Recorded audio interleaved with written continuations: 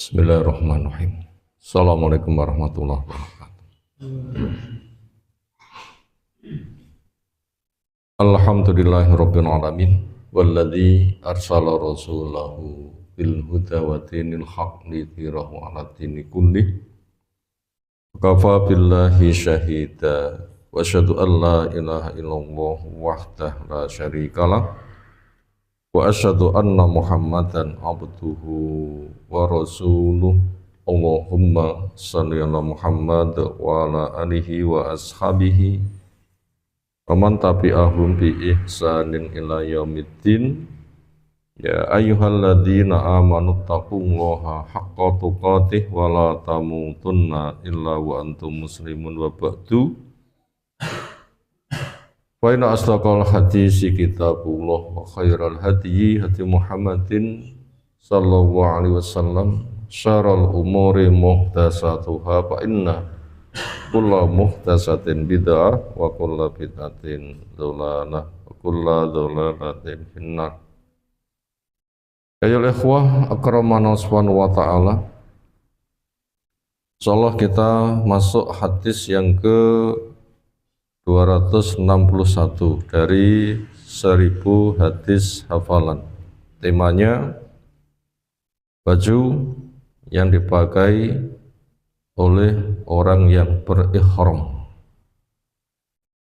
entah itu untuk acara umroh sewaktu-waktu atau acara haji di bulan haji. An Abi Hurairah Abdurrahman bin Sakhar Ad-Dawsi radhiyallahu anhu anin Nabi sallallahu. Kita ulang, an Abi Hurairah Abdurrahman ibn Sakhar radhiyallahu anhu. Anna rajulan, sesungguhnya ada seseorang, sa'alan Nabiya, yang dia bertanya kepada Nabi sallallahu alaihi wasallam, ma yalbasul muhrimu,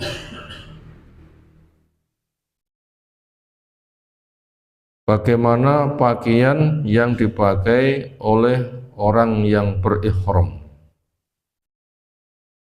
Faqala, maka beliau sallallahu memberikan jawaban, la yalbasul qamiso, dia tidak boleh memakai gamis. Bahasa kita sering disebut dengan baju takwa.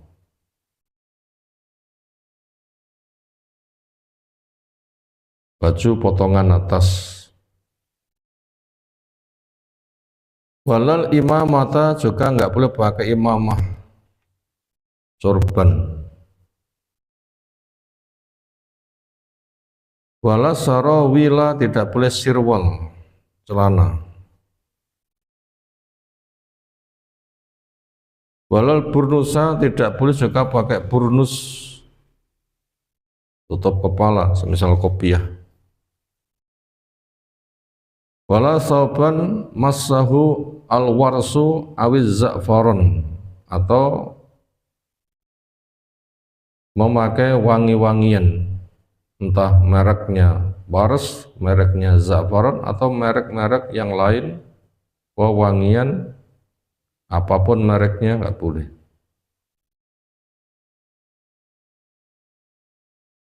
Fa'ilam yajid anak laini, wal yalbas al khuffain, yaitu supaya memakai sandal, misal sandal jepit. Apabila tidak jumpa, boleh pakai sepatu yang memanjang dari bawah ke atas. Wal yaqta'uma, supaya ia potong yang memanjang ke atas, sepatu yang memanjang ke atas, hatta yakuna tahtal ka'bain, sehingga sepatu itu berada di bawah mata kaki. Rawal Bukhari, meriwayatkannya Imam Bukhari rahimahullahu ta'ala. Apa saja pelajaran yang bisa kita ambil dari hadis di atas?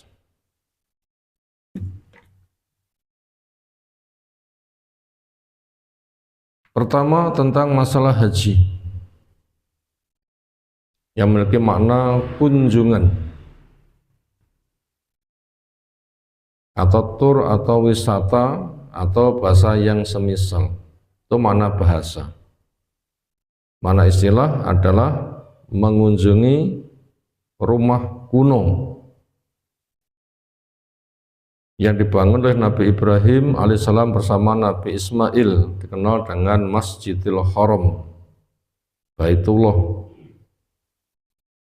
dengan manasik ritual yang telah ditetapkan dalam rangka mendekatkan diri kepada Allah, pelaksanaan rukun Islam.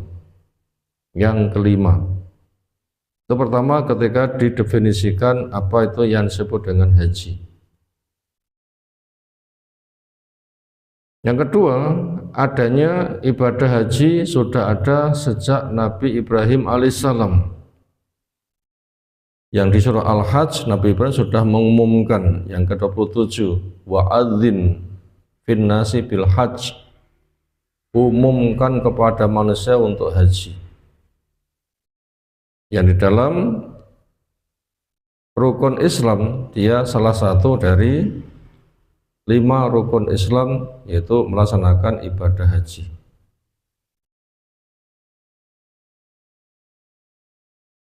Yang bulannya, waktu pengerjakannya ada di bulan-bulan haji, dimulai sejak dari Syawal, Dzulqa'dah, dan awal bulan Dzulhijjah.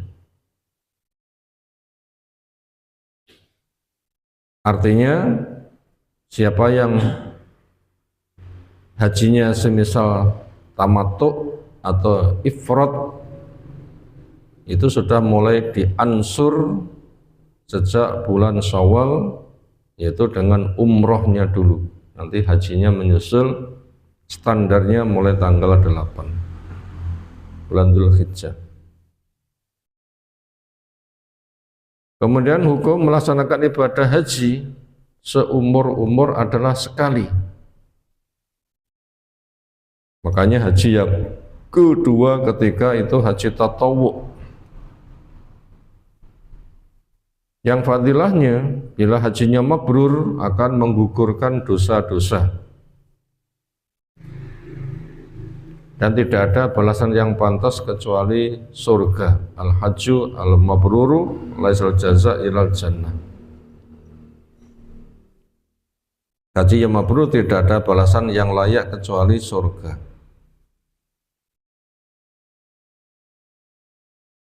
Kemudian macam-macam haji yang paling bagus adalah haji tamattu,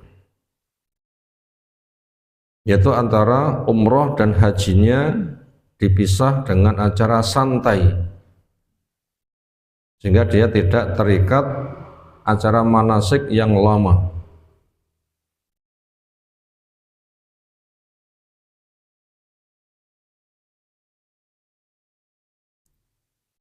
Bagaimana itu? Ringkasnya saja, secara umum kalau dari Indonesia itu dilewatkan Madinah, berarti mikot tempat setatnya itu di Dzulhulaifah, Masjid Nabawi ke selatan sekitar 10 kilo, nanti dimampirkan di Dzulhulaifah, Bir Ali. Jadi sediakan kamar mandi yang banyak, ada masjidnya, maka mandi di situ, ganti pakaian, waktunya longgar bisa sholat sesudah wudhu atau yang lain-lain. Nanti bila sudah siap, maka mereka berkumpul di Dzulhulaifah untuk memakai baju ihram. Maka ketika sudah siap, dia ihlal mengucapkan kata pertama yang ia ucapkan dengan labbaika Allahumma bi umrotin, ya Allah ku penuhi panggilanmu untuk umroh. Lalu sepanjang jalan bertalbiyah, labbaika Allahumma labbaik, labbaik la syarika labbaik, innal hamda wan ni'mata laka wal mulka syarika lak, sepanjang jalan.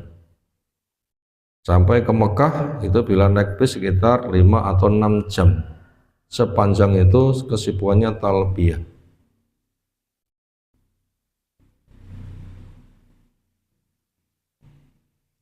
Perempuan tidak usah mengeraskan, laki-laki bersuara.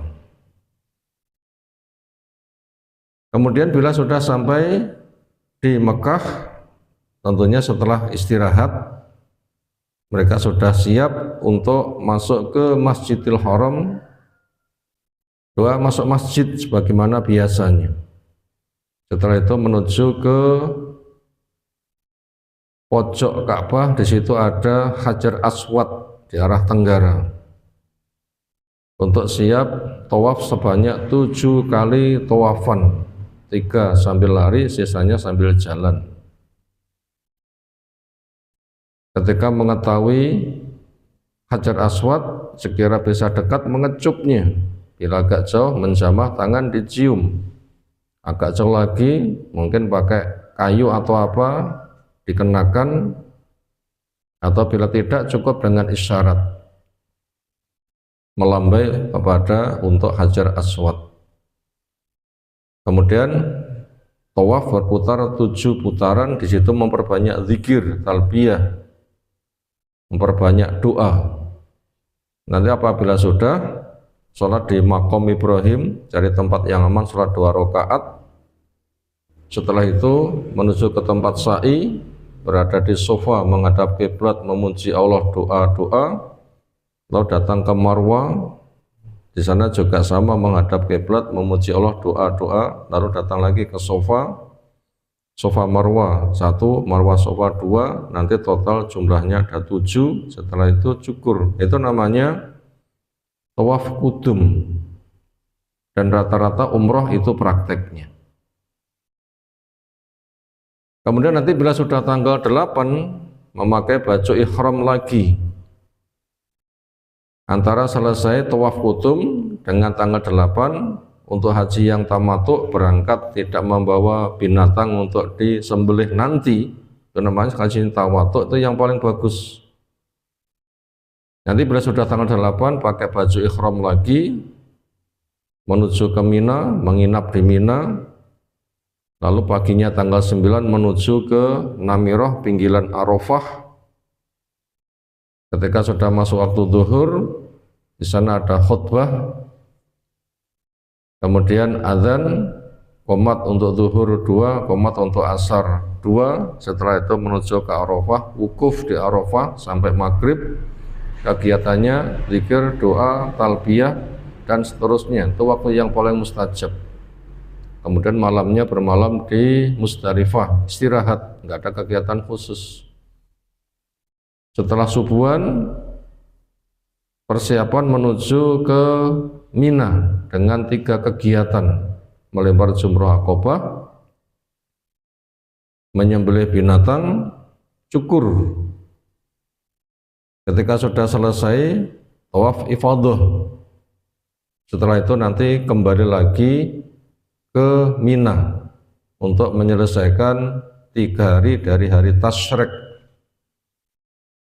Setelah zuhur melempar 3 jumrah, ula, wusta, dan Aqabah. Minimal 2 hari buat yang tergesa-gesa, sempurnanya 3 hari. Setelah itu tawaf wada selesai. Itu ringkasnya tentang manasiknya. Kemudian hadis di atas yang kita baca tadi itu cerita tentang masalah pakaian yang dipakai apa, yang boleh apa, yang nggak boleh apa. Untuk perempuan tidak ada ketetapan khusus apa yang dipakai, apa yang biasanya dipakai. Cuma tidak pakai tutup wajah dan sarung tangan. Dan apabila ketemu banyak orang, kainnya bisa ia tutupkan ke wajahnya. Bila sudah sepi, ia buka kembali. Untuk perempuan tidak ada pakaian khusus.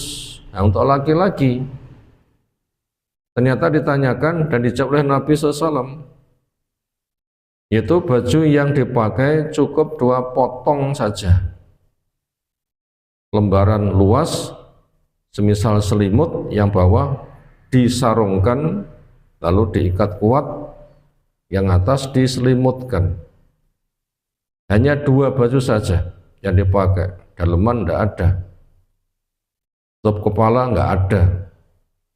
Karuan pakai payung bila panas itu malah boleh. Kemudian tidak boleh untuk dilumuri dengan minyak wangi. Tapi kalau bekas-bekas sebelumnya dicuci tidak hilang, masih berbau, nggak mengapa. Kemudian memakai sandal, bila nggak jubah sandal, sepatu yang dipotong di bawah mata kaki. Itu berkaitan masalah apa yang bisa dipakai. Yang itu semuanya pelajarannya apa? Pelajarannya adalah sebagai ujian ketaatan dalam rangka mendekatkan diri kepada Allah dengan penuh peraturan. Di situ sebagai satu bentuk penjajakan sejauh mana orang mengagungkan kepada Subhanahu wa taala, sehingga tujuan utama disyariatkan itu semua adalah untuk pembuktian ketakwaan sebagaimana pesan Allah taala, wa may yu'azzim syairallah fa innaha min taqwal qulub. Siapa yang menghargai syiar Allah, tanda-tanda rambu-rambu sebagai syariat untuk dilaksanakan ketaatan, siapa yang melaksanakannya berarti perwujudan hati yang punya takwa. Jadi semua syariat Islam, haji diantaranya merupakan perwujudan seseorang akan ketakwaannya, dan itu merupakan nilai yang paling tinggi di sisi Allah Subhanahu wa taala. Yang Allah menjelaskan berkaitan masalah orang takwa, inna akramakum indal atqakum, sesungguhnya orang yang paling mulia di antara kamu di sisi Allah adalah orang yang paling bertakwa. Kemudian kalau haji harus di bulan haji, puncaknya tanggal 9 Dzulhijjah. Kalau haji kecil, apa yang biasa disebut dengan umroh, itu bisa dikerjakan sewaktu-waktu, yang itu hukumnya sunnah. Kemudian fadilah umroh yang dikerjakan di bulan Ramadan itu nilainya seperti pahala haji bersama Nabi Shallallahu Alaihi Wasallam. Demikian beberapa pelajaran yang telah kita simpulkan. Subhanakallahumma bihamdika, asyhadu an la ilaha illa anta, astaghfiruka wa atubu ilaik. Assalamualaikum warahmatullahi wabarakatuh.